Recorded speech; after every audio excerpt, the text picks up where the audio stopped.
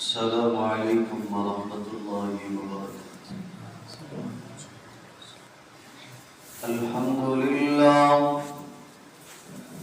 لله نحمده ونستعينه ونستغفره ونعوذ بالله من شرور أنفسنا ومن سيئات أعمالنا. من يهده الله فلا مضل له ومن يضلل فلا هادي له. وأشهد أن لا إله إلا الله وحده لا شريك له وأشهد أن محمدا عبده ورسوله. اللهم صل على محمد وعلى آل محمد كما صليت على إبراهيم وعلى آل إبراهيم إنك حميد مجيد.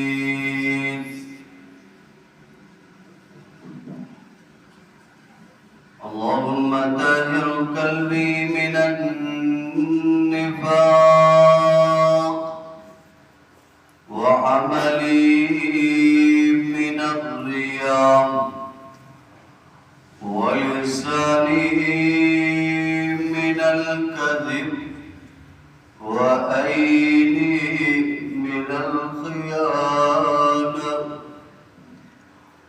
فإنك تعلم خائنة الأعين وما تخفي الصدور. رب اشرح لي صدري ويسر لي أمري واحلل عقدة من لساني يفقهوا قولي. رب زدني علما اللهم رب زدني عملا. سبحانك لا علم لنا إلا ما علمتنا إنك أنت العليم الحكيم. أما بعد فأعوذ بالله من الشيطان الرجيم من همزه ونفخه ونفثه. بسم الله الرحمن الرحيم.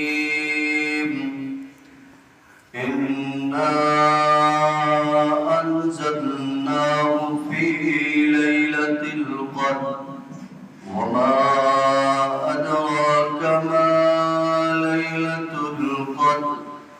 ليلة القدر خير من ألف شهر.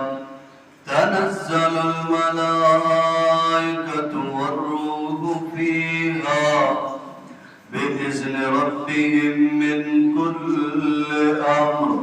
سلام هي حتى مطلع الفجر. وقال الله تبارك وتعالى في مقام آخر: شهر رمضان الذي أنزل فيه القرآن هدى للناس وبينات من الهدى والفرقان. صدق الله العظيم. हरगिज़ उनकी हम्द व सना अल्लाह वहदहु ला शरीक की ज़ात के लिए खास, जो इस कायनात का अकेला मुश्किल कुशा आजिद रवा दाता व दस्तगीर, जिंदगी और मौत का मालिक, नफ़ा व नुकसान का मालिक, जिसकी ज़ात अला कुल्लि शैइन क़दीर फ़अालु लिमा युरीद। नहनु अक़रबु इलैहि मिन हब्लिल वरीद। इन्ना रब्बी क़रीबुम मुजीब वहुवल गफूरुल वदूद ज़ुल अर्शिल मजीद।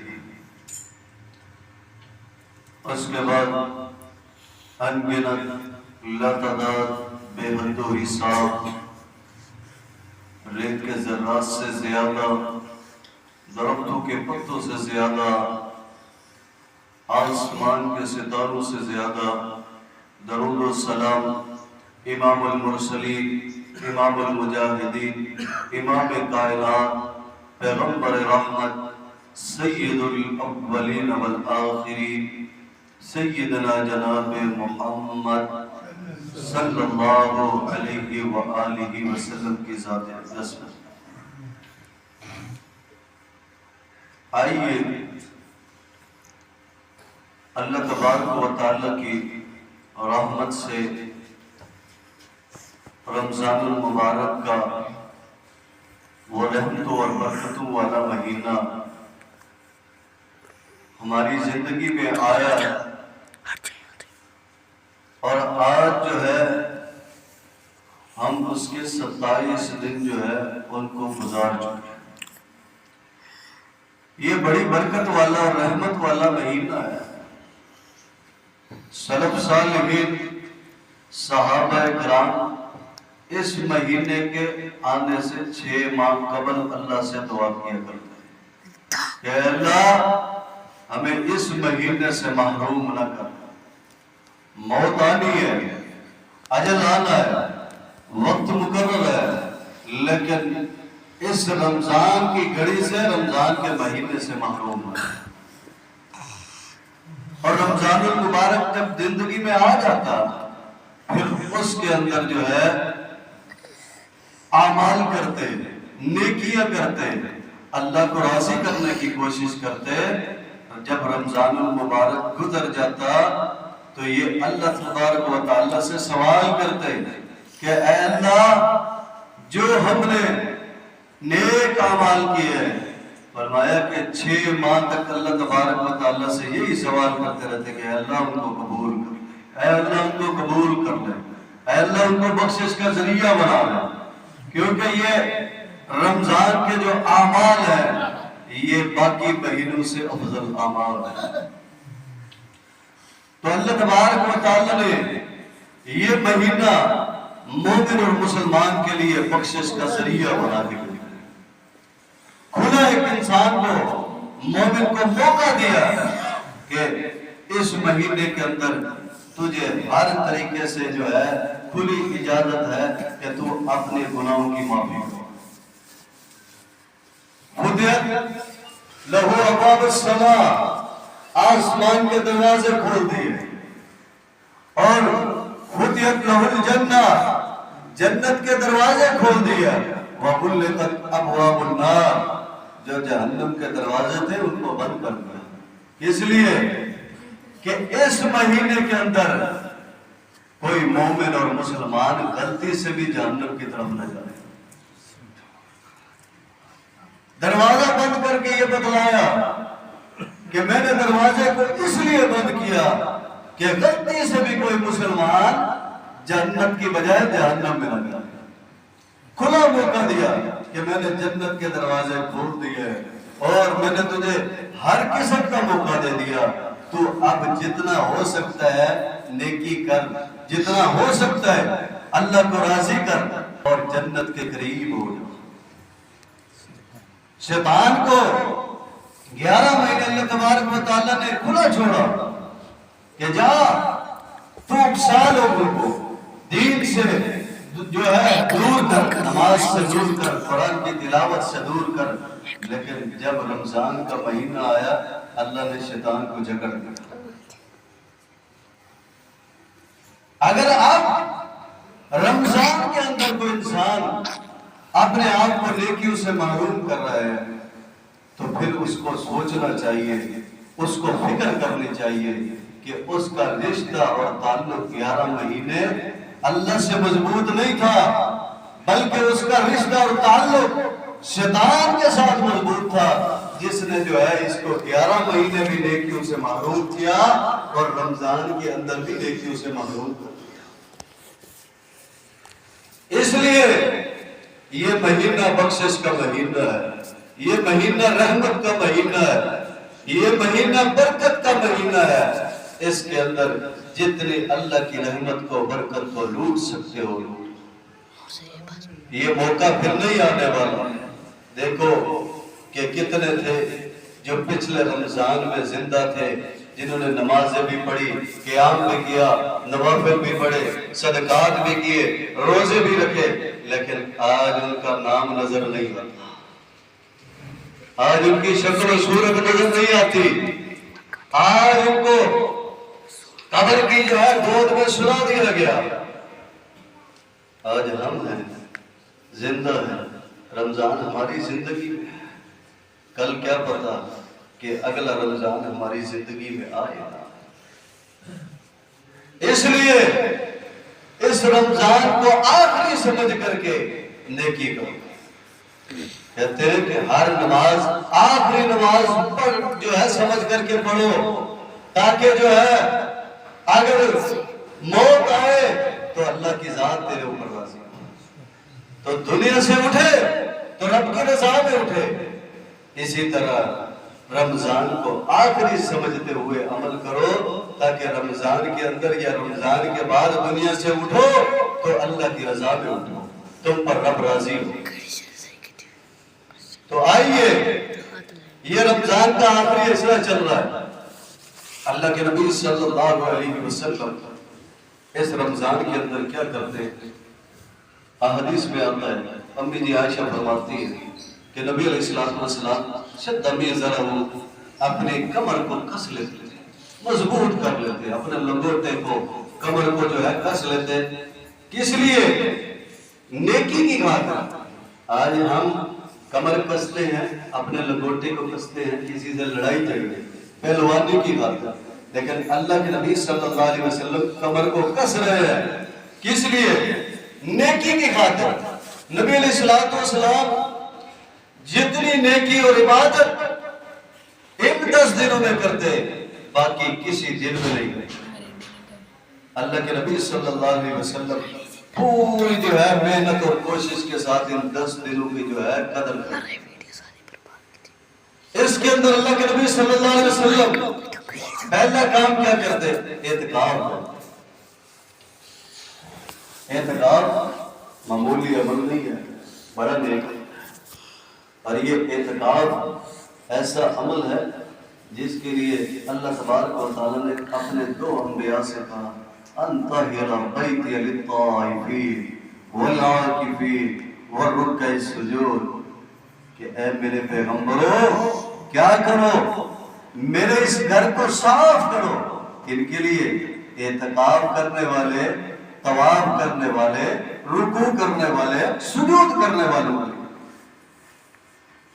اگر یہ معمولی عمل ہوتا اللہ کبھی نہ کہتا کہ اعتکاف والوں کے لیے کیا کرو؟ میرے گھر کو صاف کرو. رکوع اور سجود کرنے والوں کے لیے میرے گھر کو صاف کرو. یہ بڑا نیک عمل ہے، کیونکہ انسان کے پاس کھلا موقع ہوتا ہے کہ انسان دنیاوی مسائل اور معاملات سے دور ہو کر کے اللہ کے گھر سے دل کو جوڑے ہوئے ہوتا ہے. اور جس کا دل اللہ کے گھر سے جڑ جائے، فرمایا کہ جس کا دل اللہ کے گھر کے ساتھ جڑ جاتا ہے وہ کل قیامت کے دن اللہ کے سائے کے اندر ہوگا. ایک حدیث میں آتا ہے عرش کے سائے میں ہوگا، اور دوسری حدیث کے الفاظ میں ہے کہ اللہ کے سائے میں ہوگا. یہ 10 دن جس نے اللہ کے گھر سے دل کو جوڑا ہے، اپنے آپ کو خالی کر دیا دنیاوی معاملات سے، مسجد کے ساتھ اپنے آپ کو جوڑ کر کے بیٹھ گیا.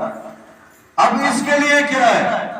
یہ اللہ تبارک و تعالیٰ سے اپنے لیے، اپنے اہل و عیال کے لیے، دیگر مسلمانوں کے لیے ہدایت کی دعا مانگتے، بخشش کی دعا مانگتے، شفا کی دعا مانگتے. اللہ تبارک و تعالیٰ سے اپنے لیے اور دیگر مسلمانوں کی بخشش کے لیے سوال کریں. یہ پہلا عمل نبی علیہ السلام ان 10 دنوں کے اندر کرتے. دوسرا عمل آپ علیہ السلام کیا کرتے؟ لیلۃ القدر کو تلاش کرتے. لیلۃ القدر کے لیے آپ علیہ السلام جاگتے اور وَأَيْقَظَ أَهْلُهُ اپنے اہل و عیال کو بھی اللہ کے نبی صلی اللہ علیہ وسلم جگاتے. صرف خود نہیں جاگتے یہ ہماری ذمہ داری ہے، ہم خود بھی جاگے، اپنے اہل و عیال کو بھی جگائے اس کی عبادت۔ قرآن میں اللہ تبارک و تعالیٰ نے فرمایا یا ایھا الذین آمنوا قوا انفسکم واہلکم نارا، اے ایمان والو خود بھی جہنم کی آگ سے بچ جاؤ اور اپنی اہل و عیال کو، اپنی اولاد کو، بیوی بچوں کو جو ہے جہنم کی آگ سے بچاؤ۔ کیونکہ قبر کا سفر، حشر کا سفر اور پھر میدان محشر کا سفر اور اس کے بعد کا سفر بڑا لمبا سفر ہے، بڑا مشکل سفر ہے، بڑا کٹھن راستہ ہے۔ جس طرح انسان دنیا میں لمبا سفر کرنے کے لیے کسی اپنے پیارے کے ساتھ جو ہے سفر کرنے کی کوشش کرتا ہے، کیوں؟ کیونکہ اس سے بات چیت، اس کے ساتھ حال چال، اس کے ساتھ گفتگو، اس کے لیے کیا ہوتا ہے وہ سفر آسان ہو جاتا ہے۔ اگر دنیا میں، دنیا کے سفر کے لیے کسی پیارے کو پسند کرتے ہو سفر کے لیے، تو آخرت کے سفر میں اپنی اولاد سے، اپنی بیوی سے کیوں نہیں پیار کرتے؟ اپنے اہل و عیال سے کیوں نہیں محبت کرتے؟ اس سفر کے لیے اپنے اہل و عیال سے محبت کرو، ان کی فکر کرو۔ آج اگر بابا جی مسجد میں نماز پڑھے، اولاد بستر پہ سوئے، تو بابا جی کیا ہوتا ہے قبر کے اندر پھر سکون نہیں لینے والا۔ کیوں؟ جب اولاد الٹے کرتوت کرنے والی، اولاد پیچھے کیا ہوتا ہے وہ غلط کام کرنے والے ہوگی، اولاد بے نمازی ہوگی، اولاد دین سے دور ہوگی، تو پھر باپ کی میت کو قبر میں سکون نہیں پہنچنے والا۔ اگر اپنی قبر میں سکون چاہتے ہو، اپنی اولاد کو نمازی بنا کے جاؤ، اپنی اولاد کو دیندار بنا کے جاؤ، اپنی اولاد کو نیکی کے راستے پہ لگا کے جاؤ، تاکہ تمہارے مرنے کے بعد یہ اولاد نماز پڑھے، اللہ تمہارے درجے بلند کرے، یہ اولاد قرآن کی تلاوت کرے، اللہ تمہارے درجے بلند کرتے ہیں۔ جس طرح اپنے آپ کی فکر کرتے ہو، اس طرح اپنی اولاد کی فکر کر کے جاؤ۔ دنیا کے معاملات میں ہم اپنی اولاد کے ساتھ بڑا کچھ کرتے ہیں۔ اگر اولاد ہماری نافرمان ہو، ہم گھر سے بھی نکال دیتے ہیں۔ کیوں؟ کیونکہ ہماری نافرمان ہے۔ اولاد اگر نافرمان ہو، ہم اس کو جائیداد سے، وراثت سے بے دخل کر دیتے ہیں، وراثت سے نکال دیتے ہیں۔ کیوں؟ کیونکہ یہ میرا نافرمان ہے۔ لیکن ہمیں کبھی سوچ نہیں آئی، کبھی فکر نہیں آئی، میرا نافرمان ہو، میں اس کو اپنے گھر میں رکھنا پسند نہیں کرتا، میرا نافرمان ہو، میں اس کو اپنی جائیداد کا شریک نہیں سمجھتا۔ لیکن اگر وہ رب کا نافرمان ہو، رب کا باغی ہو، میں نے کبھی اپنی زبان سے اس کو کہا نہیں کہ بیٹا نماز پڑھ، رب کی بغاوت سے، رب کی نافرمانیوں سے بات آئی۔ وہاں بابا جی کا ایک بہت خوبصورت سا کلام آتا ہے، یہ کیا کریں اور جی ہمارے بچے نہیں مانتے۔ باپ اپنے معاملات میں بچے کو منوا سکتا ہے، لیکن رب کے معاملات میں بڑا کمزور ہے۔ صبح فجر کے لیے اٹھانا ہو، باپ کمزور ہے، روزہ کے لیے اٹھانا ہو، باپ کمزور ہے، قرآن کی تلاوت کے لیے باپ کمزور ہے، دین کی دیگر اعمال کے لیے باپ کمزور ہے۔ لیکن اگر باپ نے دنیا کے کام کروانے ہو، بڑا مضبوط ہے، ایک اشارے پہ بچہ جو ہے باپ کی خدمت کرنے کے لیے تیار ہے۔ لیکن جب رب کی باری آتی ہے، وہی باپ بے بس ہو جاتا ہے۔ کیوں؟ کیونکہ اس کو رب کی نافرمانی کی فکر نہیں ہے۔ اگر اس کو رب کے ڈر اور خوف ہوتا اور اس کی نافرمانی کی فکر ہوتی، یہ اپنے نافرمان اولاد کو تو قبول کر لیتا، لیکن رب کی نافرمان اولاد کو کبھی قبول نہیں کرتا۔ اپنی اولادوں کو رب کا فرما بردار بنا، پر اس خوش فہمی میں نہ رہو، اس خوشی میں نہ رہو کہ اگر رب کا نافرمان ہے، ہمارے رب کا نافرمان ہو سکتا ہے؟ جس نے جو ہے پیدا کیا، جس نے جو ہے اس کو رزق دیا، جس نے اس کو بڑا کیا، جس نے جو ہے اس کو زندگی عطا کی اور پھر موت دینے والا ہے، وہ اس کا نافرمان ہو سکتا ہے؟ تیرا بھی ہو سکتا ہے۔ جو اس رب سے نافرمانی کر سکتا ہے، بغاوت کر سکتا ہے، تو تجھ سے بھی بغاوت کر سکتا ہے۔ اس لیے اپنی اولادوں کو جگاؤ لیلۃ القدر کے لیے، اپنی اولاد کو جگاؤ، اپنی بیوی بچوں کو جگاؤ، خود جاگو، قیام کرو۔ نبی علیہ السلام نے بہت بڑی جو ہے گارنٹی دی ہے کہ جس نے لیلۃ القدر کا قیام پایا اس کے جو ہے اللہ تبارک و تعالیٰ پچھلے گناہ معاف۔ اور اس کے لیے کیا ہے؟ 5 راتیں ہیں، 5 راتوں کو جاگو۔ اب ہمیں نہیں پتا کہ لیلۃ القدر کی رات کون سی ہے، 21، 23، 25، 27 اور 29، یہ 5 راتیں ہیں، پھر 5 راتوں کو جاگو۔ اب ہم اندازہ لگاتے پھریں کہ جی آج کی رات جو ہے لیلۃ القدر کی رات ہے۔ اگر ہم اسی اندازے کے چکر میں رہے تو پھر ہم لیلۃ القدر کے اجر سے محروم ہو جائیں۔ اس لیے اندازے نہیں لگاؤ، بلکہ ان 5 راتوں کے اندر قیام کرو، نماز تراویح بھی پڑھو اور ساتھ میں قیام اللیل بھی کرو، تاکہ اللہ تبارک و تعالی اس رات کے اجر سے محروم نہ کرے، کیونکہ یہ رات معمولی رات نہیں ہے۔ اس رات کو اللہ تبارک و تعالی نے برکتوں سے لبریز کر بھر دیا۔ یہ برکتوں سے لبریز رات ہے، اور پھر اس رات کو اللہ تبارک و تعالی نے بڑی شان دی ہے کہ اس کی شان اور مقام کو بیان کرنے کے لیے اللہ نے ایک سورت کو نازل کیا، اور پھر اجر و ثواب بتلایا کہ یہ معمولی رات نہیں ہے۔ خیر من 1000 شہر، یہ 1000 راتوں سے بہتر ہے، 1000 مہینوں کی راتوں سے بہتر ہے، جس کے اندر تو جاگے، قیام کرے، نوافل پڑھے، صدقات و خیرات کرے۔ یہ رات بڑی معمولی رات نہیں ہے، بڑی اجر والی رات ہے۔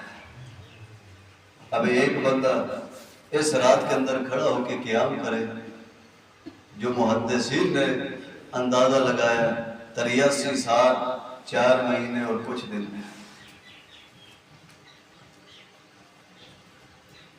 اتنا اجر اللہ جو ہے اس کو ایک رات میں دے رہا ہے۔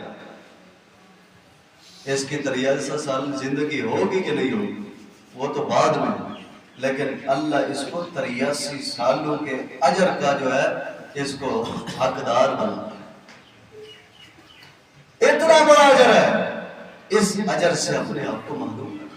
لیکن ہماری بد نصیبی، ہماری بدبختی کہ ہم ان راتوں کے اندر بھی قیام کو چھوڑ دیں، ان راتوں کے اندر بھی ہم نماز تراویح سے غائب، قیام اللیل سے غائب۔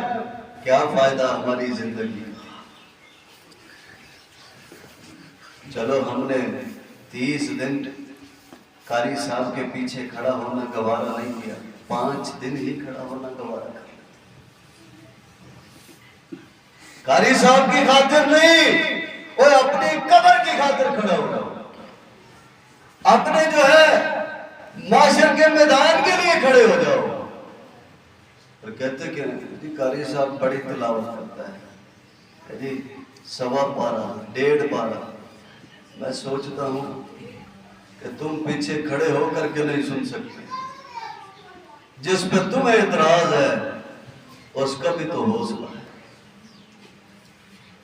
اس کا بھی تو حوصلہ ہے کہ دن بھر محنت کرنی ہے، گھر کے معاملات بھی دیکھنے ہیں، مسائل رزق کے لیے بھی نکلنا ہے، اور پھر کہتا ہے نماز تراویح کے لیے اپنے آپ کو تیار بھی کرنا ہے، اور پھر مصلے پہ کھڑا ہو کر کے ہر چیز کا خیال، ہر چیز کا۔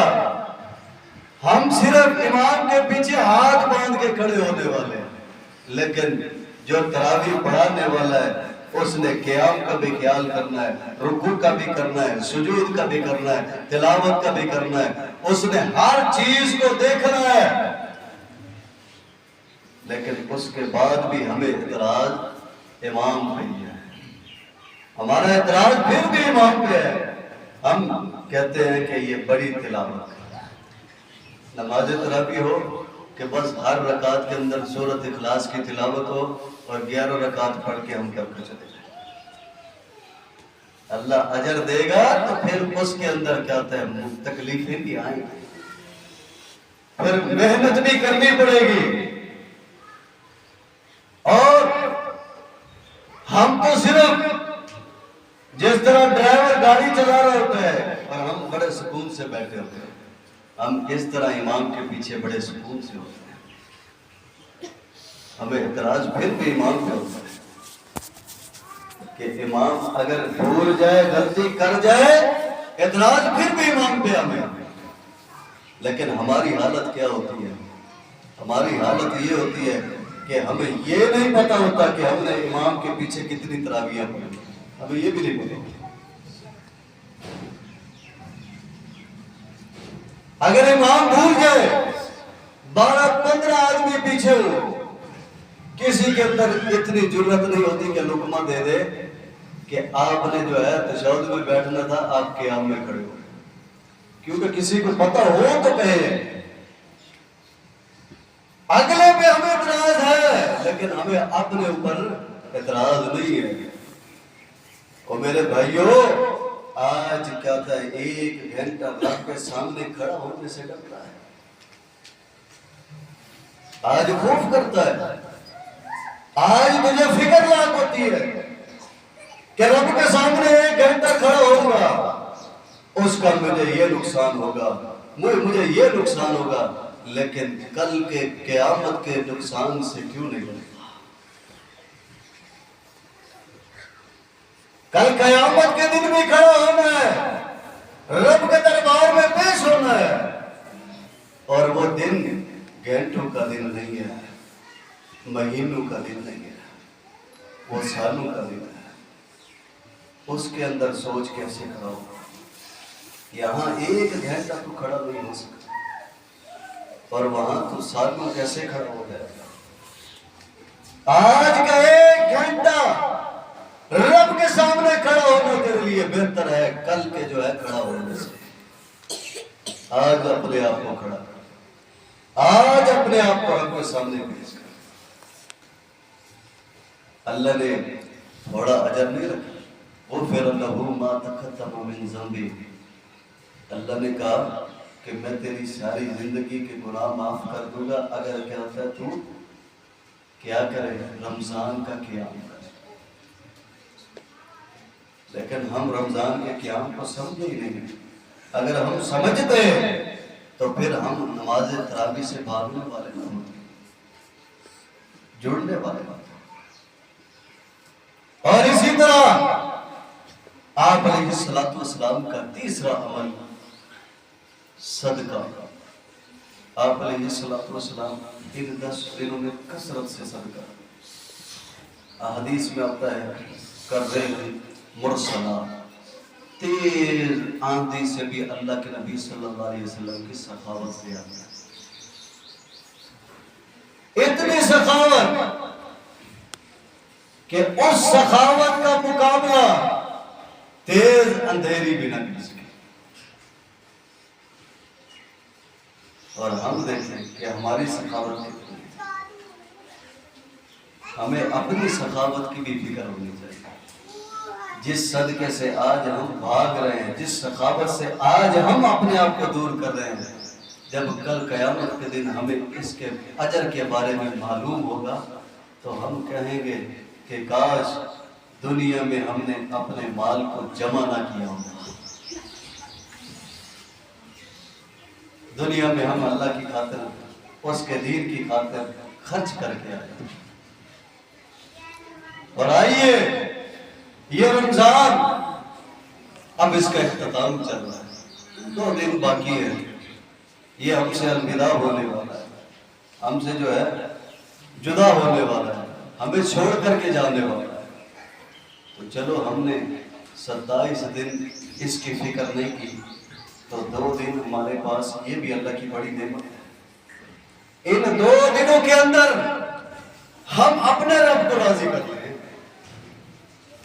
کیونکہ انسان اللہ کی طرف جب اخلاص کے ساتھ خالص ہو کر کے ایک قدم اٹھاتا ہے، اللہ اس کی طرف 10 قدم چلتا ہے۔ انسان اخلاص کے ساتھ رب کے ڈر اور خوف کی وجہ سے آنکھوں سے ایک قطرہ بہاتا ہے، اللہ پوری جہنم کی آگ کو اس پر حرام کر دیتا ہے۔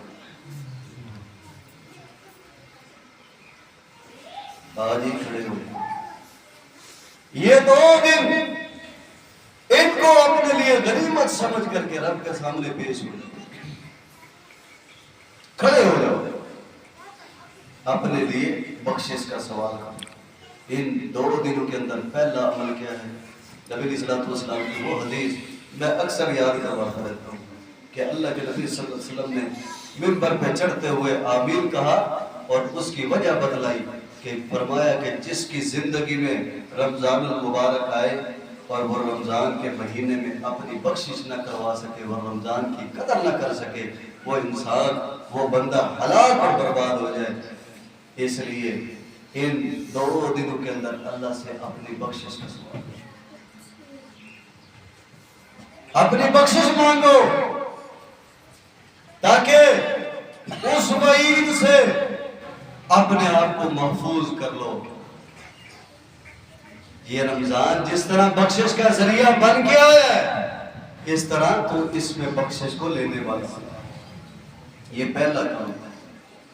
اور اسی طرح دوسرا کام، اس کے اندر نوافل پڑھو، ذکر کرو، اذکار کرو، قرآن کی تلاوت کرو، کثرت کے ساتھ اللہ کو جو ہے یاد کرو۔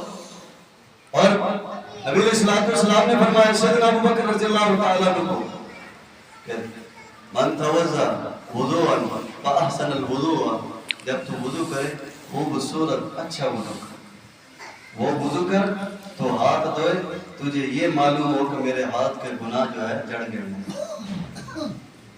کلی کرے تجھے یہ معلوم ہو کہ منہ کے جو ہے گناہ وہ کیا ہوتا ہے، دھل گئے، چہرے پہ پانی ڈالے تجھے یہ معلوم ہو کہ میرے چہرے کے گناہ جو ہیں وہ مٹ گئے۔ اس طرح اخلاص کے ساتھ اچھا وضو کر، اور پھر اس کے بعد 2 نفل، اور 2 نفل جو ہے اس طرح پڑھ کہ تجھے پتہ ہو کہ میں کیا کر رہا ہوں، میں کس کے سامنے کھڑا ہوں، میں اس بلند ذات کے سامنے کھڑا ہوں، اس بلند ذات کے سامنے جو ہے اپنے آپ کو پیش کیے ہوں، اس اعلیٰ اور بلند و بالا رب کے سامنے جو ہے اپنے آپ کو پیش کر کے 2 نفل ادا کریں۔ اور پھر اس کے بعد اللہ کی حمد کر، نبی علیہ السلام پر درود پڑھ، اور رب کے سامنے ہاتھ ملا کر کے اللہ تبارک و تعالیٰ سے دعائیں کر کثرت کے ساتھ، اور اس میں اس دعا کو شامل کرو، رب اغفر لی، رب اغفر لی۔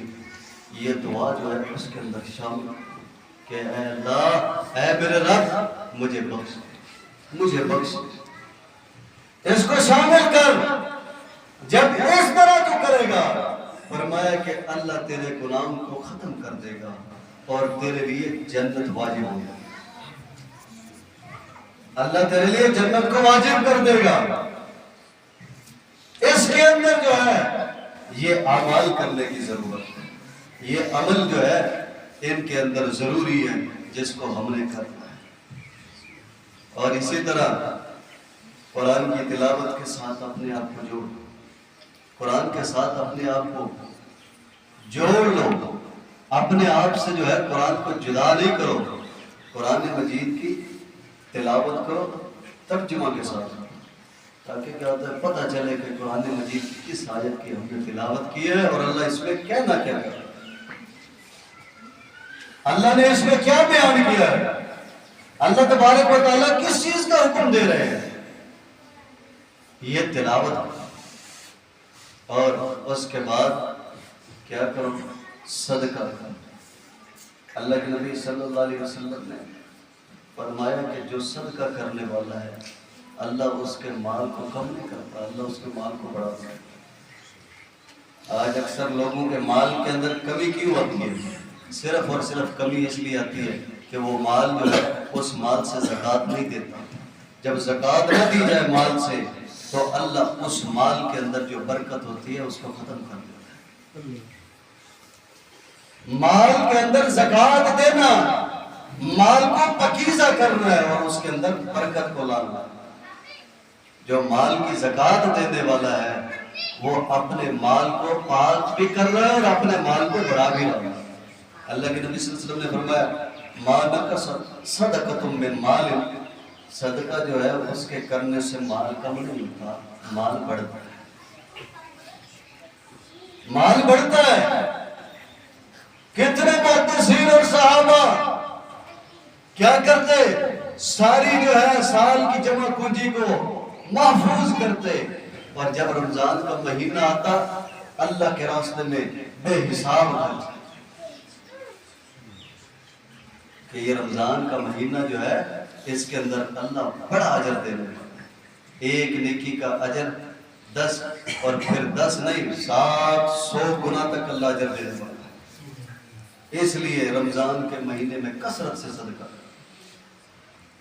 اور اسی طرح رب تعالی نے قرآن مجید کے اندر فرمایا یمحق اللہ الربا ویربی الصدقات، ہم کیا کرتے ہیں؟ سود کو ختم کرتے ہیں اور صدقے کو بلند کرتے ہیں۔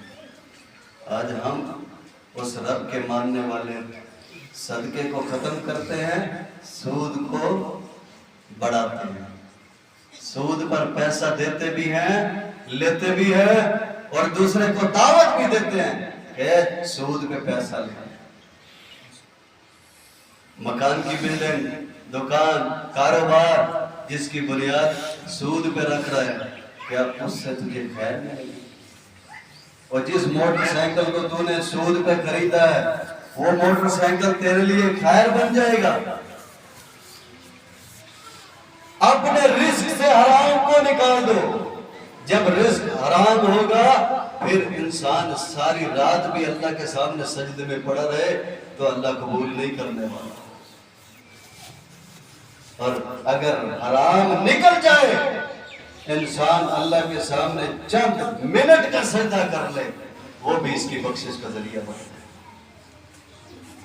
صدقے کو اپنے ساتھ جوڑو۔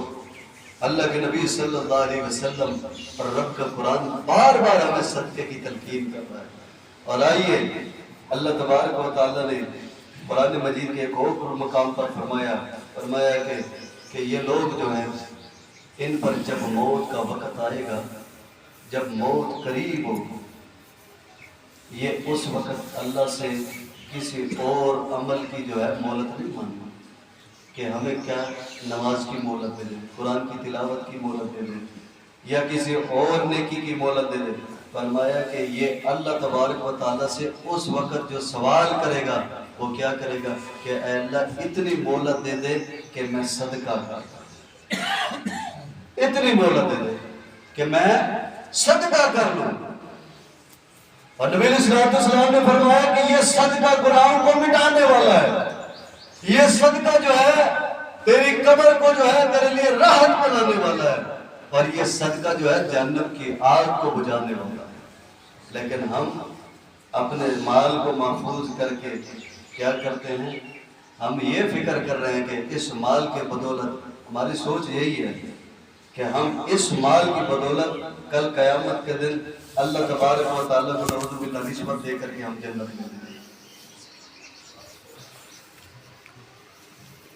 فرمایا کہ کل قیامت کے دن جو ہے اللہ تبارک و تعالیٰ ایک انسان سے پوچھے گا کہ اگر تیرے پاس زمین و آسمان کے خزانے ہو اور تو وہ مجھے دے دے اس لیے کہ میں تجھے جہنم سے نکال کر کے جنت میں داخل کروں، تو تو دے دے گا؟ کہاں اللہ دے دوں گا؟ کہا کہ یہ بہت بڑا ہے، میں نے دنیا میں تیرے سے اس سے بھی بڑا کم معمولی سا میں نے جو ہے تجھ سے جو سوال کیا تھا کہ کیا کر، میرے راستے میں جو ہے نماز پڑھ، راستے میں خرچ کر، میرے راستے میں جو ہے اپنے آپ کو لگا کیا، میری عبادت کر کیا، توحید کے ساتھ اپنے آپ کو جوڑ کیا، شرک سے اپنے آپ کو پاک کر لیا۔ میں نے تو یہ کہا تھا، میں نے تو تجھ سے مال و دولت مانگا۔ اس لیے میرے بھائیوں، اللہ تبارک و تعالیٰ نے جو مال دیا ہے اس مال سے خرچ کرو۔ اور اللہ تبارک و تعالیٰ کا قرآن مجید اس بات کو واضح کر رہا ہے کہ آج ہم صدقہ کرتے ہیں، اپنی برادری کنبہ قبیلہ دیکھا، نہ دیکھا نمازی، نہ دیکھا دیندار، سگریٹ کا پجاری، شراب کا پجاری، بے نمازی، اس پہ صدقہ کر دیا، نہ دیکھا یہ مشرک اور بدعتی ہے، صدقہ کر دیا۔ لیکن رب کا قرآن کیا کہہ رہا ہے؟ فرمایا للفقراء الذین احصروا فی سبیل اللہ لا یستطیعون ضربا فی الارض یحسبهم الجاہل اغنیاء۔ فرمایا کہ جو اللہ کے راستے میں باندھ دیے گئے ہیں فقراء لوگ، ان پر خرچ کرو۔